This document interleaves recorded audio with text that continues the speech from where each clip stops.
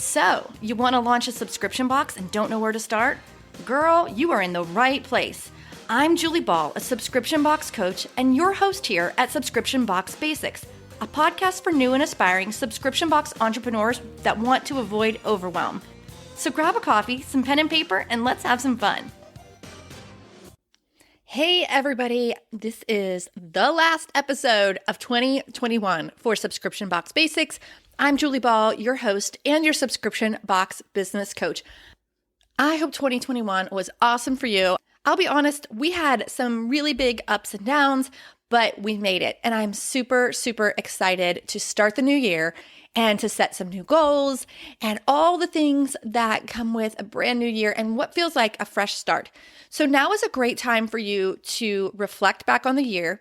Think about what worked, what didn't. Maybe now is a good time to survey your customers to get some good feedback that you can make decisions on. And it's a good time to really set some goals for the new year. What are your big revenue goals? And then back into them. How much does that mean on a monthly basis? And how many boxes do you need to sell on a monthly basis? And then even as far as how many boxes do you need to sell on a weekly basis?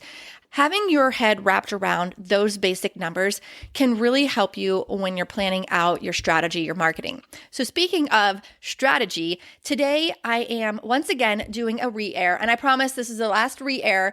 I just needed some time off for the holidays, but I encourage you to stick around, especially if you are in the idea stage or the pre-launch stage. Today's re-air is how to pre-launch your subscription box. I'm going to tell you some details about why you need a pre-launch and what are the basic steps of your pre-launch. So listen up, take some notes, especially if you're in that stage right now. Otherwise, I'm wishing you a fabulous close to the year. Hope you had a happy holiday season, and I will see you in the new year. Hey, welcome to Subscription Box Basics, the podcast where we're talking about pre-launching your subscription box business today. Pre-launch is the early phase of launching your box before you have anything actually to sell yet.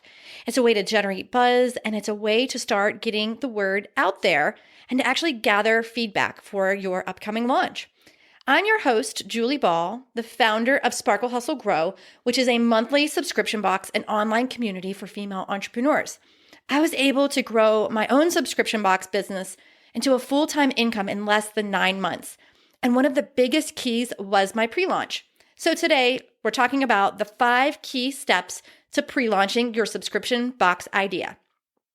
Before we dive into those 5 key steps, let's just talk really quickly about why you even need a pre-launch.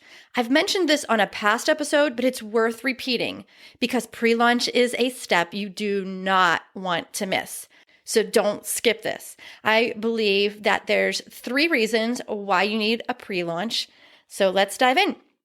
First and foremost, the most important reason to have a pre-launch is to fund your box. So many of us launch a business with a $0 budget or even just a small budget. No investors, nothing to help you get launched. But this pre-launch gives you an opportunity to earn some income, some revenue to pay for those first month's boxes. When I launched Sparkle Hustle Grow, I used my business credit card to register the business and to get the domain name. But with a successful pre-launch, I was able to raise over $1,500 in just the startup funds. It kind of got me to this place where I could order my custom boxes and then buy the products for that first month's box, that founding members box. The second reason you need a pre-launch is for validation. Have you told anyone your idea yet? Have you talked about it and gotten feedback? So often we think we know what our customers want, but we really need to ask them. We need to listen to them.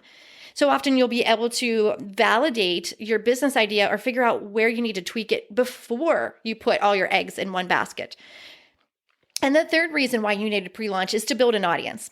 When you're launching your business, you can't launch to an audience of 0 and expect to earn revenue and expect to be successful. So by building an audience in advance, you actually have someone to tell about your progress and tell them that you're launching and all that good stuff. If you don't build that audience, you really can't expect to have a successful launch. So let's dive into those 5 key steps to having a successful pre-launch. Number 1, carve out your concept.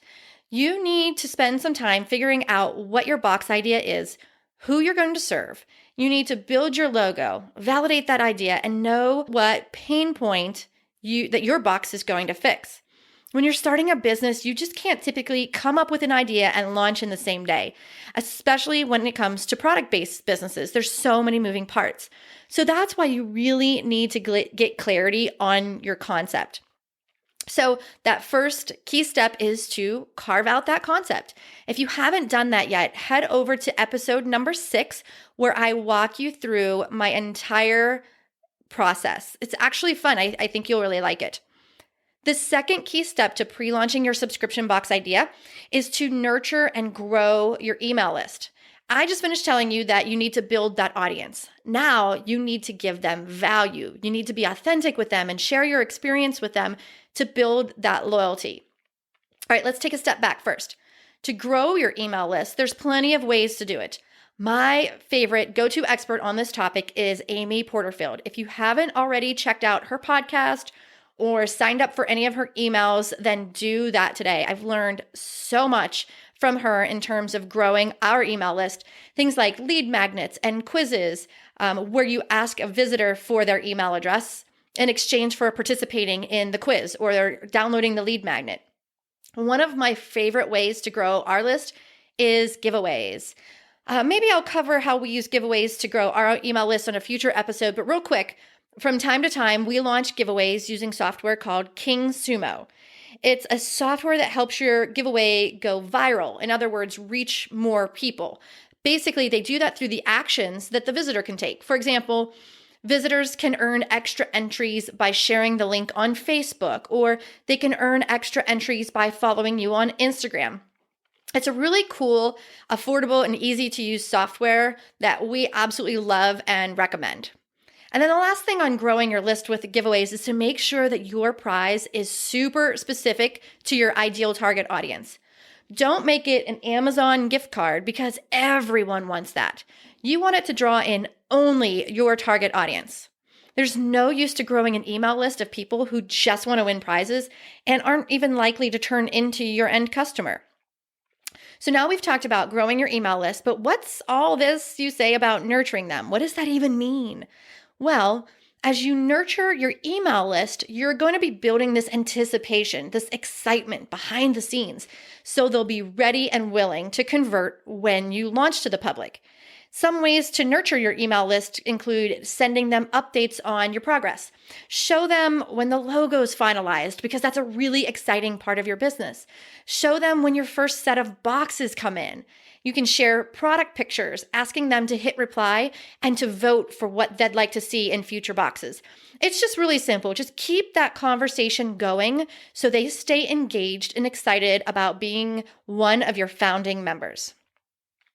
The third key step to pre-launch your subscription box idea is product development. Not only do you have to determine your product pricing, but you need to figure out what's actually going to go in that first month's box. So just go out to stores, buy some products, and put them in a mock-up box. Then use pictures of that box in your marketing. Don't worry, it doesn't have to be what your first month's box is. You just have to start somewhere. But giving your audience a good idea of what might be in that box, kind of like the product assortment, they can really help start your marketing in your pre-launch and get people excited. And if you're not sure where to start with this one, head over to episode number 8, where I talk about product sourcing. That's a good place for you to start. The fourth key step to pre-launch your subscription box business idea is tech time. Inevitably, you are going to have to get familiar with some software. You need to build your landing page to collect email addresses. And eventually you'll need to build your website where you can accept orders, and you need a third-party processor like Stripe or PayPal to actually collect the money. So to have a successful launch, you need to carve out some time and get into that technology. Don't stress though, a lot of it is actually simpler than you think. And I'm not going to get into all the tech here because back in episode number 10, I dish on all the tech we use. That should definitely help you with decision fatigue. I just remember that it took me a ton of time researching and testing out software before we landed on our systems. So go check that episode out. And the last key step to pre-launch your subscription box is a pre-sale. Not everyone does this, but it was so valuable to me in launching Sparkle Hustle Grow, so that's why I include it. As I mentioned before, many of you will start on a very small budget, and that's okay. That's what the pre-sale is for. You've nurtured your email list, and you will have built anticipation, and they're super excited, and they say, "Take my money, please." So are you ready for it? A pre-sale, in my eyes, is an exclusive opportunity for your VIPs to be the first to jump on board. So when you accept the pre-sale orders, you're generating revenue to launch your business. You already have some money in the bank when you're ready to launch to the public. Let me give you an example. So you could open up your founding members box for 1 to 2 weeks to your VIP list. So maybe that's your email list before you launch to the public. Think of it like an early bird or a fast action takers sale. These extra weeks will turn your first month into maybe like a 5 or 6 week sales cycle instead of your standard 4-week or 1-month sales cycle. With that extra time, you can rack up your first sales to put some money in the bank to buy your first products.